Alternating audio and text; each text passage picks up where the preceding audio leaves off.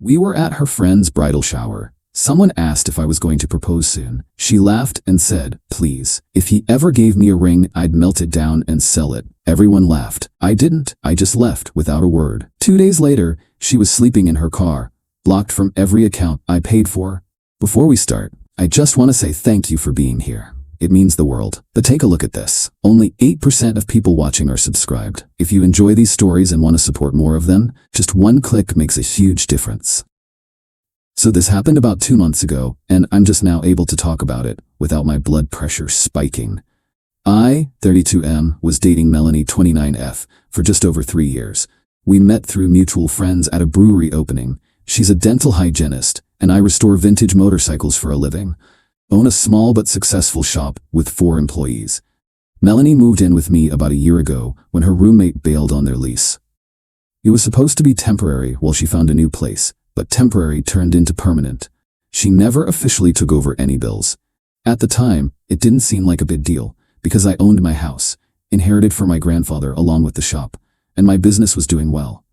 For context, about 6 months after she moved in, Melanie lost her job. She said there was a personality conflict with the dentist she worked for. I later found out she'd been showing up late consistently. Anyway, I supported her financially for 3 months until she found a new position. During that time, I added her to my cell phone plan, set up Netflix, Hulu, etc. accounts for her, and got her a credit card as an authorized user on my account for emergencies, her word, not mine. Even after she started working again, she never offered to take over any of these bills or remove herself from my accounts.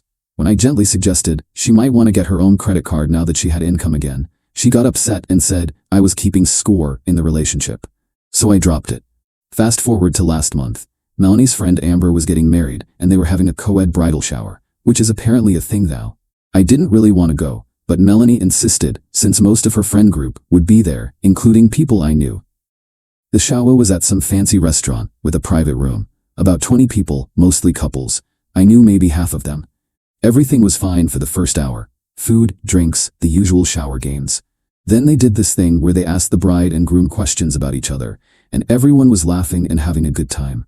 After that game wrapped up, one of Amber's bridesmaids, I think her name was Taylor, looked over at our table and said, "So Melanie, is this one going to put a ring on it soon or what?"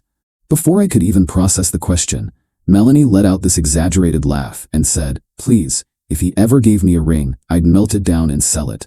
The whole table erupted in laughter. Someone else chimed in with, "Girl, at least you could pay off your Nordstrom card." Melanie kept going, "Right? I mean, I love Mike, but marriage? To a guy who spends his days covered in grease? My parents would die." More laughter.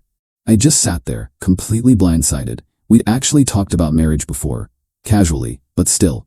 She'd always indicated it was something she wanted eventually. And now she was mocking the very idea to her friends, mocking my profession. The conversation moved on, but I couldn't shake what had just happened. I excused myself to get some air and just left. Didn't say goodbye, didn't make a scene. Just got in my truck and drove home. My phone started blowing up about half an hour later. Text from Melanie. "Where are you? Did you seriously just leave me here?" "What the F, Mike? Answer your phone.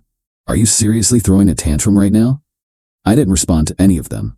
Instead, I sat at my kitchen table and thought about our whole relationship. How much of it was real? How long had she seen me as some kind of joke to her friends? How many times had she laughed about the grease monkey behind my back? By the time she got home, Taylor drove her. I was in my garage, working on a 1978 Honda CB 750 that needed a carburetor rebuild. Keeping my hands busy helps me think. She stormed in, already defensive. "What the hell, Mike?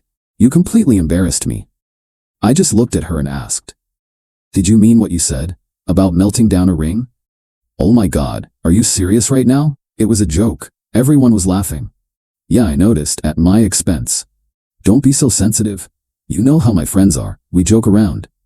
"Do you actually want to marry me someday, Melanie? Because it didn't sound like it." She rolled her eyes. "We're not having this conversation right now. I had to get a ride home because you had some kind of man feelings crisis. I'm going to bed." That's when I made my decision. I didn't say anything else, just kept working on the bike. She went inside, probably thinking I'd follow and apologize. I didn't. I spent the night in the garage, sleeping on the old couch I keep out there. In the morning, I went to my shop, before she woke up. Called my credit card company and removed her as an authorized user. Called my cell provider and removed her line from my plan.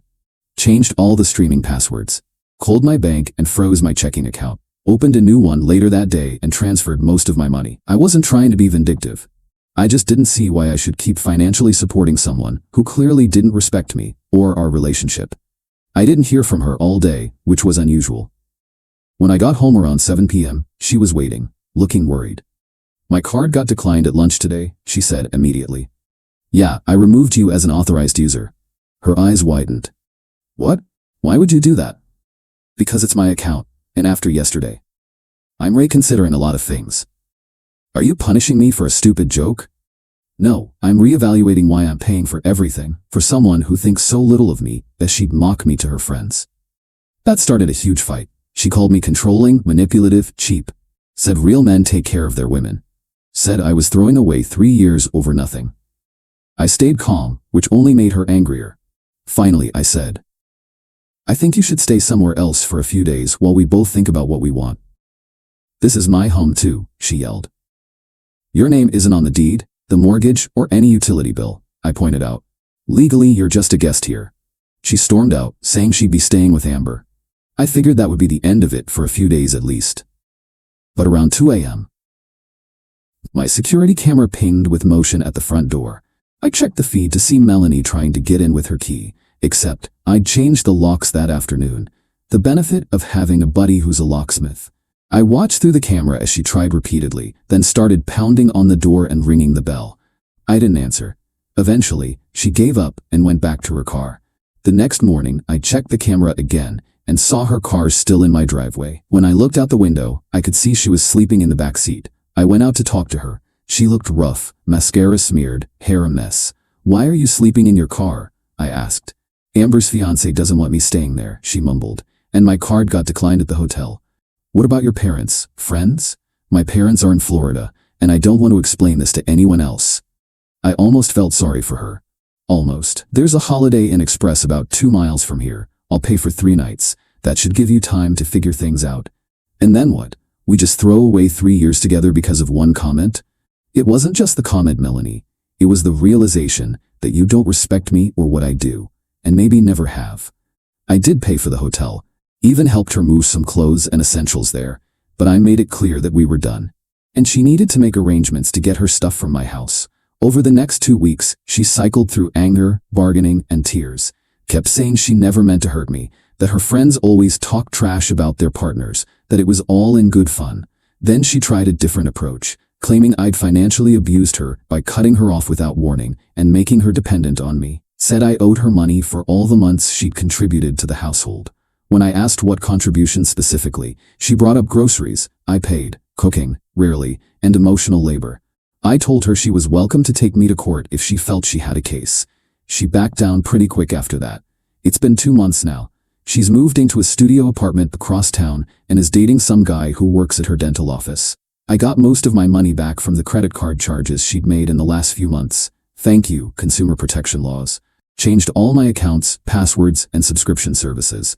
The shop is doing well. Just finished a custom build for a client in California that got featured in a motorcycle magazine.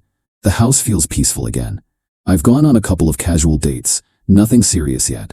Sometimes I wonder if I overreacted. Then I remember the look on her face when she made that melting down the ring comment. Not just what she said, but the casual contempt behind it. The easy way she diminished me and my work to get a laugh from her friends. When someone shows you who they are, believe them the first time. Update 1 week later. Thanks for all the comments and support. Didn't expect this to blow up like it did. To answer the most common questions. 1. Yes, I did technically change the locks while she still lived there. Legally questionable, I know. In my defense, she had already said she was staying at Amber's, so I didn't think she'd try to come back at 2 a.m. If she'd pushed the issue legally, I would have let her back in. 2. No, she didn't pay rent or utilities at any point, not even informally. She bought groceries occasionally with my credit card. That's it. 3. For those asking what she meant by emotional labor, apparently this included things like remembering your mom's birthday and managing our social calendar. Never mind that I've never forgotten my mom's birthday in my life, and our social calendar was 90% events with her friends. 4. Several people asked about the ring comment. Yes, I actually was saving for a ring before all this happened. Had about $7,000 set aside specifically for that. That money is now going toward a new paint booth for the shop. 5. About her moving on so quickly? Turns out she and dental office guy had been texting for a while before our breakup. Nothing I could prove as cheating, but the timeline is suspicious.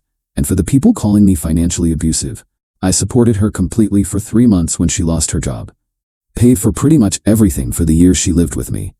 Never asked for anything in return except basic respect, which apparently was too much. Melanie did try to contact me again last week. She showed up at the shop with coffee and apology muffins. Yes, really. Said she'd been doing some thinking and realized she'd taken me for granted. I thanked her for the apology, but told her nothing had changed. She left without drama. Sometimes the best revenge isn't some elaborate scheme. It's just enforcing your boundaries and walking away with your dignity intact. Living well really is the best revenge.